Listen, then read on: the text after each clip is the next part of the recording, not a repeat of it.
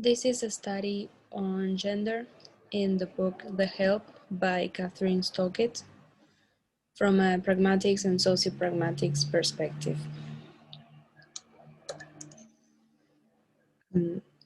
Kathryn Stockett was born in 1969 in Jackson, Mississippi, United States of America. She published The Help in 2009. The Help is the story of Eugenia Phelan, also known as Skeeter, a white woman from Jackson, Mississippi, who dreams of becoming a journalist or a novelist. Eugenia comes home from college and she starts writing a book about what it is like to be a Black maid working for white people in Jackson. She does it in secret with the help of Abeline and Minnie, two Black maids who work for Eugenia's friends. Pragmatics is a study of sign use and sign users in situations. From a pragmatics perspective, meaning does not emerge solely from the words spoken, but rather it is formed in inference. And sociopragmatics studies how meaning making is affected by masculinities, femininities, and sexualities. So it analyzes how participants in interaction work out meaning, basing themselves on abstract discourse strategies. The theory on which this analysis is based comes from the works of Janet Holmes and Brian King. So let's begin with the analysis. This is the first extract that I will be analyzing. I'd even let Mother brush out my hair, trying to drown out her nervous, complicated instructions. And don't forget to smile. Men don't want a girl who's moping around all night. Don't sit like some squaw Indian. Cross your, wait, my legs or your ankles. Don't you remember anything from Mrs. Reimer's etiquette class? And just go ahead and lie and tell him you go to church every Sunday. And whatever you do, do not crunch your eyes at the table. It's awful. Oh, and if the conversation starts to lag, you tell him about our second cousin, who's a city councilman in Kosciuszko. So for this first extract, I would like to talk about the sociopragmatic strategies of directives, power, and politeness. Direct directives are associated with masculinity, as well as low-pitched voice and swearing.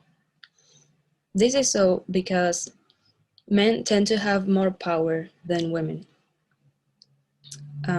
Because since their childhoods, they are socialized in a way that enables them to perform their gender differently than women. For example, men tend to dominate discourse.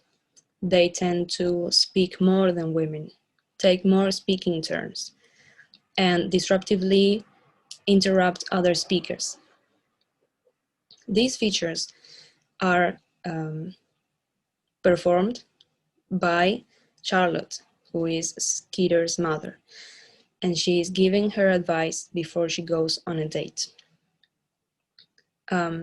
Charlotte assumes the role in power in the conversation, so she gives direct directives and she interrupts Skeeter.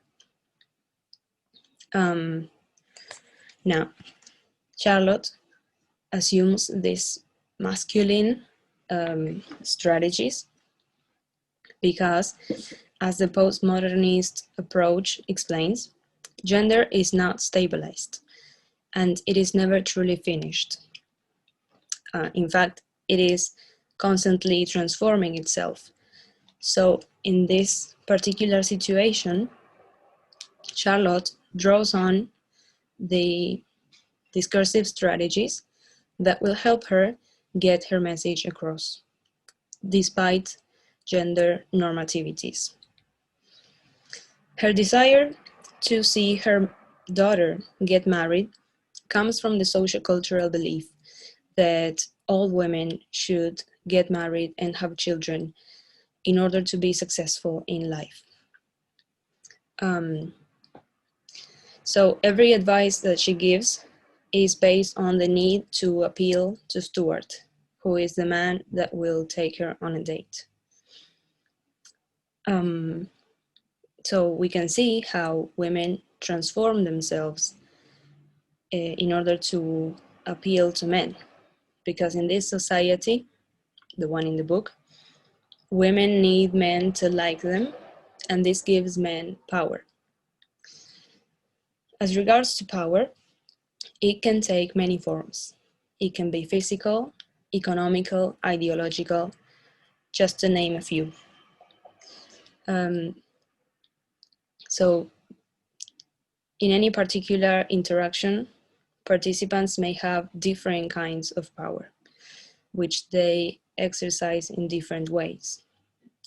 So in this way, power is dynamically constructed and exercised. In this extract, Charlotte exhibits what is called expert power, which comes from her own experience in dating.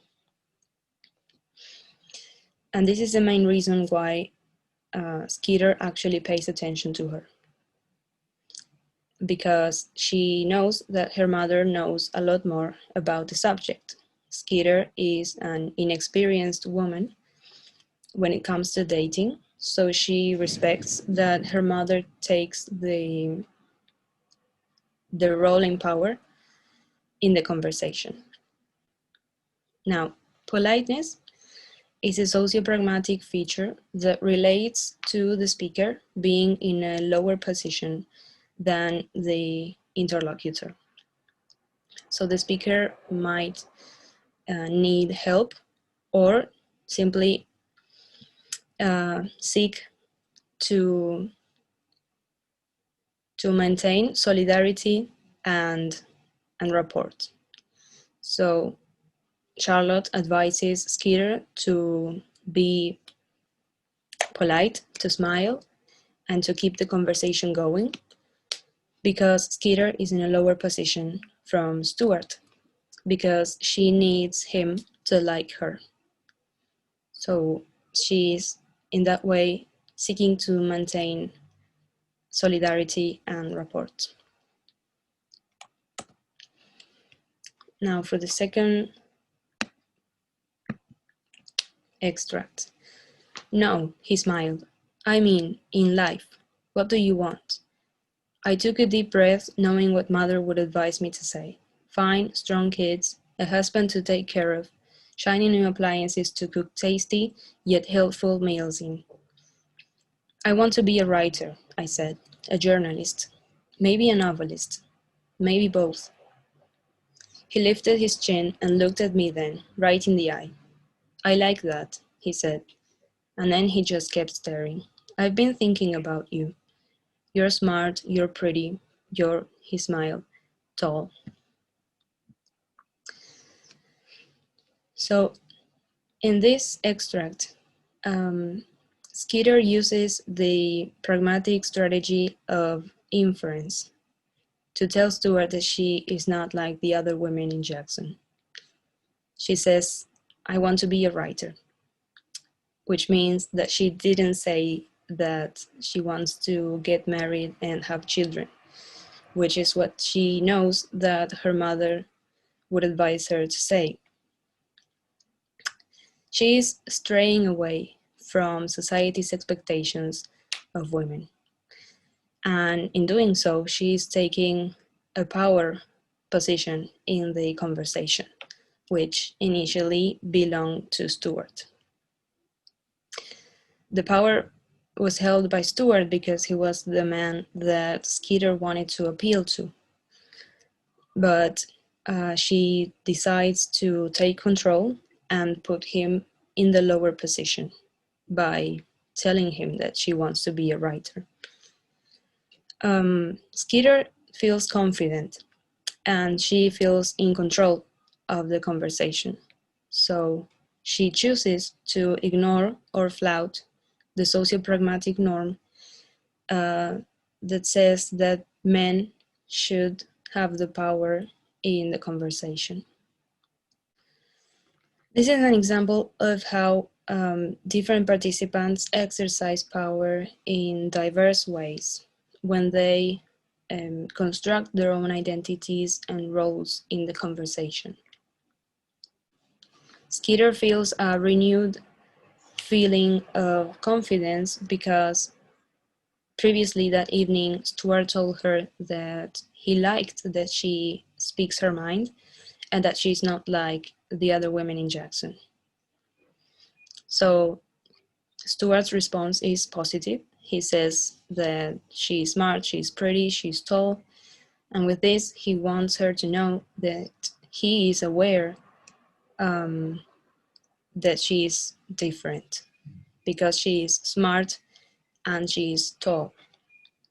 However, Skeeter only pays attention to the word pretty. So, what may I help you find today, ma'am? We have murder mysteries, romance novels, how to makeup books, how to hair books. She pauses, jerks out a smile. Rose gardening, home decorating. I'm just browsing things. So in this extract, we can see how the receptionist offers Skeeter books about housekeeping, physical appearance, cooking, which are all stereotypical roles for women.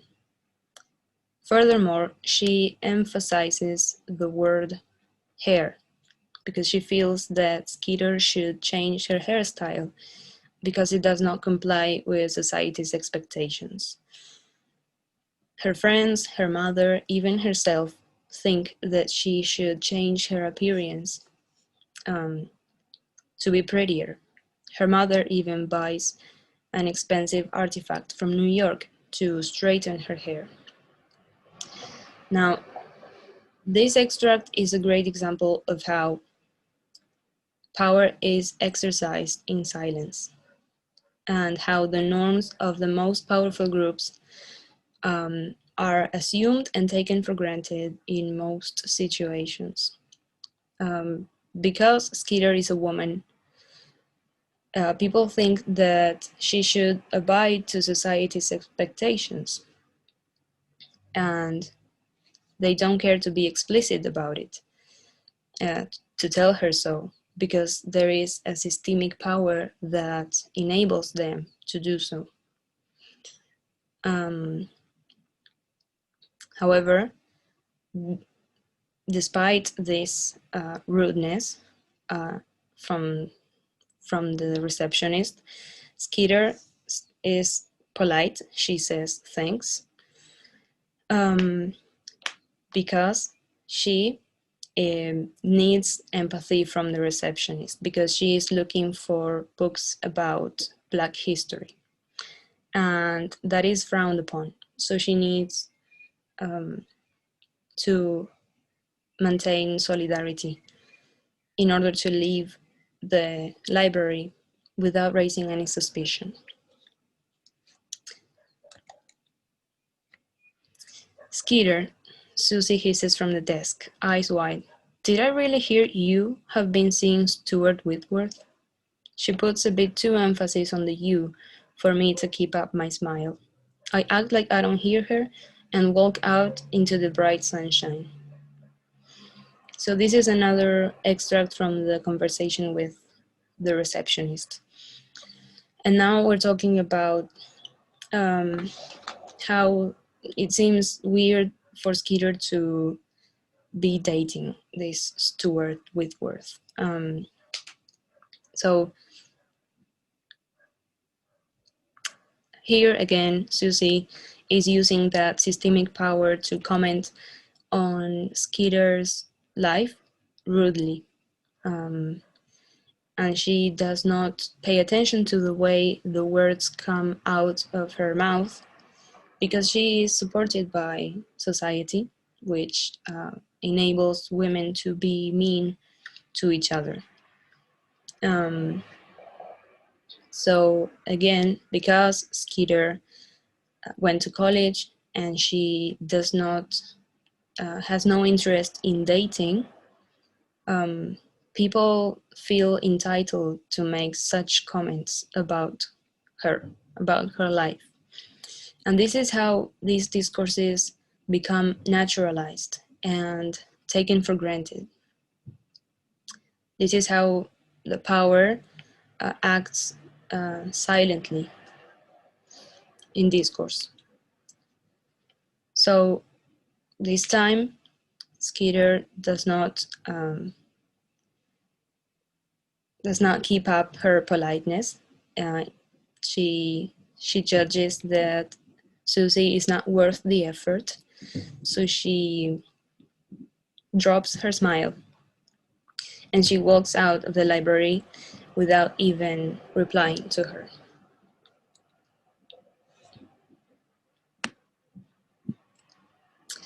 Minnie had that big bruise on her arm because that's what Leroy do when he come home from work. He pushed her around.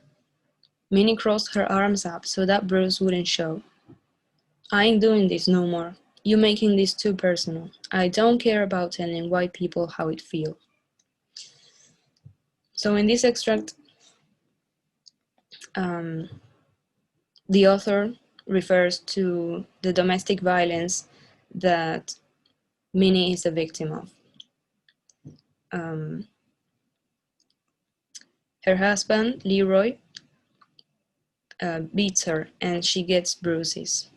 The author resorts to inference to talk about this abuse.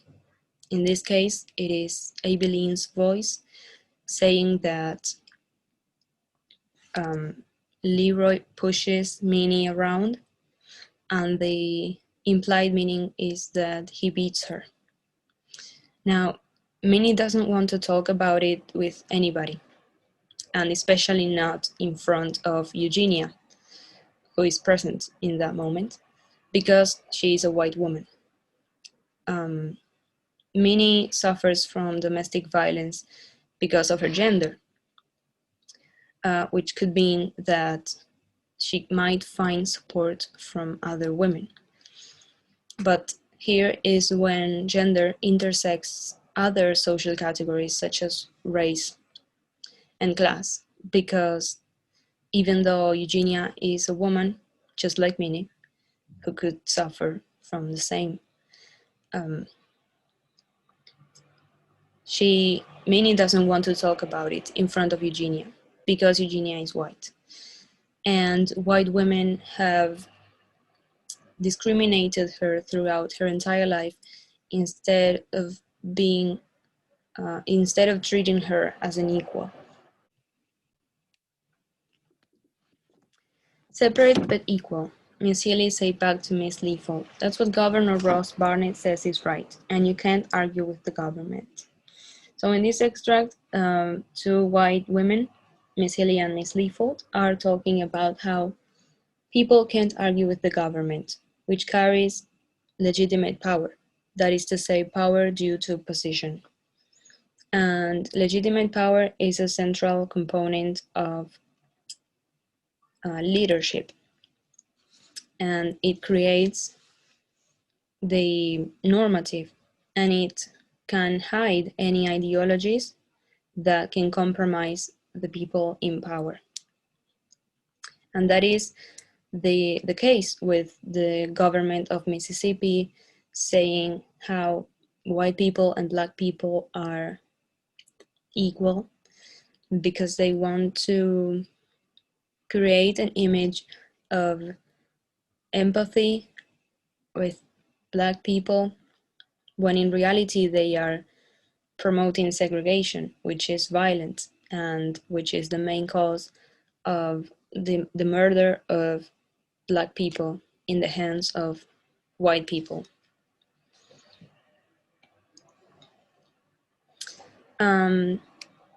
In this extract, we can see how gender intersects with race and class again, because gender is not a solid category that everyone who experiences it will experience it in the same way, because Miss Healy and Miss Leafold can say that they are separate but equal. They can build bathrooms for the help, and they will never suffer what Minnie and Abilene and all the other Black women will suffer. So in this case, even though being a woman means some kind of suppression from society, white women in this case are the people in power and not the victims. So in this presentation, I have talked about gender on the help through a pragmatic and sociopragmatic perspective. I hope that it was entertaining, and thank you so much for listening.